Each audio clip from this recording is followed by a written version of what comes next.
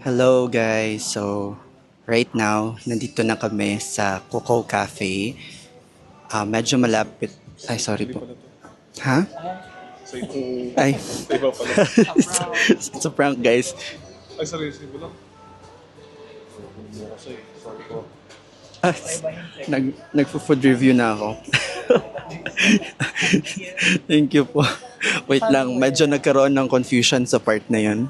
Sa, sa, sa siniserve na food. Kasi guys, itong in-order ko, yung bestseller nila. I think it's their all-day breakfast na sausage. This one.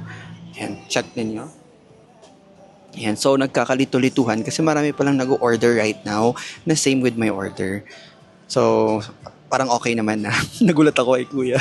And I also ordered itong strawberry raspberry drink.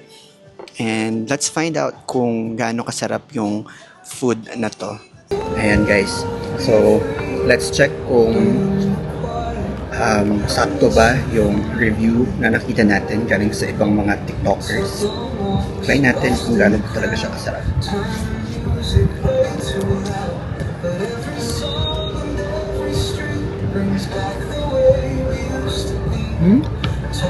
Okay naman siya. Masarap siya for me.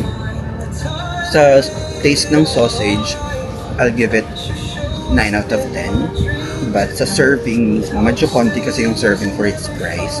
So baka nasa 7 out of 10 yung pagdating sa serving size niya. Pero yeah, I think okay naman. Na-live up naman yung hype. Masarap siya. So you should give this a try guys. Gutom na ako guys, papatayin ko na. Bye!